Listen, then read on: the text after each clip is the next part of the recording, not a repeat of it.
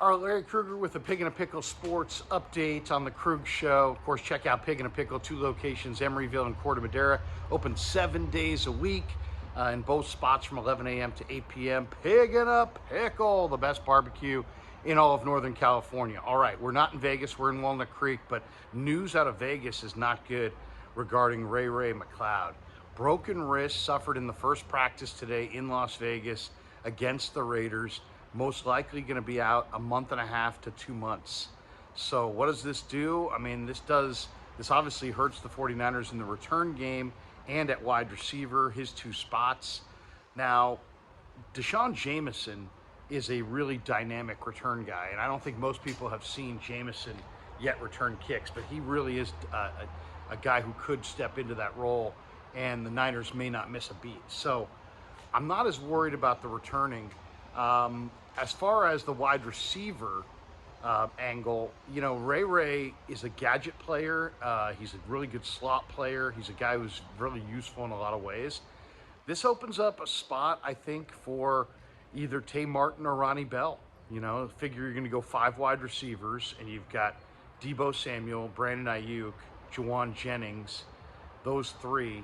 Then you got Danny Gray, who's your vertical threat. That's 4. I had Ray down as the 5th guy, and Ronnie Bell and Tay Martin in that 6-7 range. Now, going into the preseason game, puts a lot more emphasis, I think, on what we see from the second-year wide receiver Tay Martin and the rookie wide receiver Ronnie Bell. Now, they're different players. Ronnie Bell is 6 feet, about 195 pounds, an incredible route runner. Great hands. He made a play in front of me on the sideline the other day at practice in just some of the one-on-ones that was just breathtaking. I mean, literally the guy's got fantastic ball skills, top of the shelf ball skills. He's not an elite runner, but this guy knows how to run routes, and he's quick in into his breaks, out of his breaks. He can catch it in the crowd.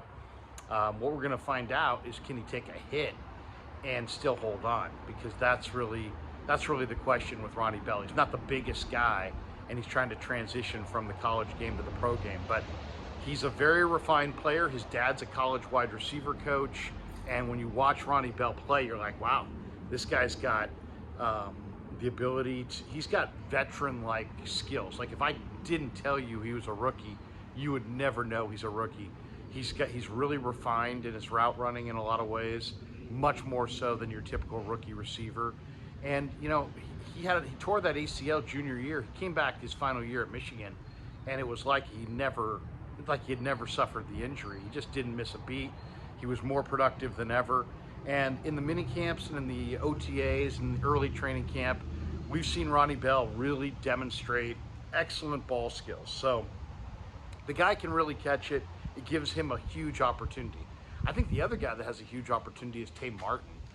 Tay Martin's a second-year receiver out of Oklahoma State, started at Wazoo, transferred during the pandemic to Oak State, and Tay Martin has looked really, really good in this camp. Now, neither of these guys are big-time vertical guys. They don't have the speed of a Ray McCloud, which I think kind of puts more emphasis on Danny Gray, because now Gray, I think, is much more of a lock to make the team, because you got to have at least one receiver in your receiving core that threatens that deep third of the field. And you could argue it was Ray or Danny. Now without Ray, I think that puts a lot more emphasis on Danny, and I think that should help Danny's ability to make this final 53. Then you also have Ronnie Bell, who can help out as a return man. And one of the things that Brian Schneider told us in the minicamp was that he thought Ronnie Bell was catching the ball exceptionally well as a returner, very much like a veteran. So this helps Ronnie Bell quite a bit. It could help Tay Martin quite a bit. I don't think the Niners are going to go with 6 wide receivers. I think they're probably going to wind up going with 5. So it's probably, if nobody else gets hurt, it's a Ronnie Bell or Tay Martin kind of a situation. Now there's other guys here. Willie Snead is a veteran, and he's had a great camp so far, and he catches the ball exceptionally well. Don't discount him. Don't discount Chris Conley, who is a big-bodied receiver, who's an excellent blocker down the field.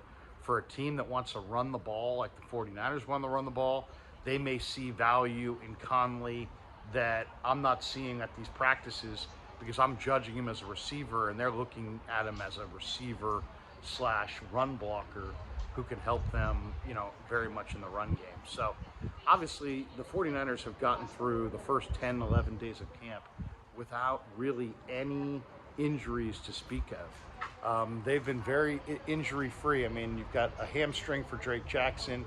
You've got Elijah Mitchell, who's had an abductor. Today, George Kittle pulled his abductor. Jalen Moore went out with a bone bruise on the knee. Darrell Luter Jr. also had a bone bruise, and he's on the PUP list.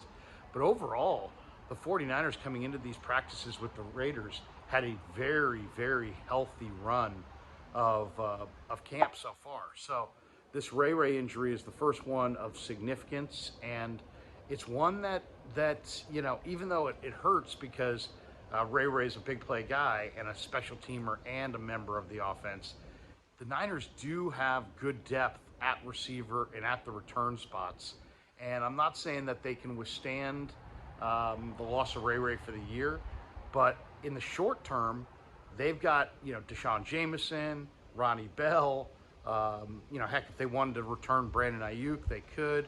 And the receiving depth in this camp is really, really strong. I mean, the 49ers, you know, between Juwan Jennings, who's in a contract year, Brandon Ayuk, who's in a contract year, Deebo Samuel, who's in the greatest shape of his life, it looks like. You've got three guys right there at the top of your receiving core that, you know, that are as good as any trio in the league. Then you've got Danny Gray as a vertical threat, who's definitely gotten stronger. If you look at Gray in this camp, you can see he's put on some upper body strength, and he looks a lot better, a lot more consistent.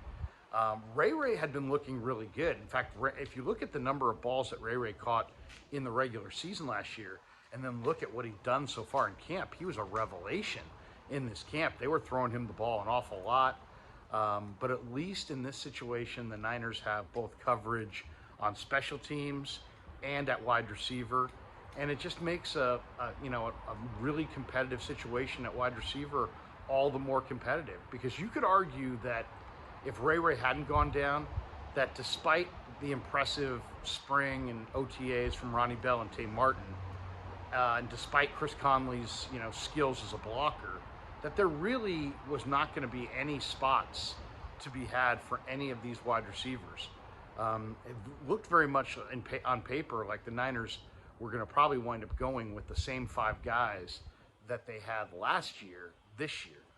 Now with the injury to Ray, which will push well past the August 29th cutdown, it really opens up a spot. And I would say those are the four guys that are going to be in the mix. Snead and Conley, the veterans, and then the young guys, Ronnie Bell and Tay Martin. And, you know, between the four of those guys, the Niners should be able to have this spot covered, but a bad break for Ray nonetheless. All right, that does it for the Ray update. Thanks to Pig and a Pickle for being the title sponsor of The Krug Show. Thanks to all you guys for supporting The Krug Show on YouTube.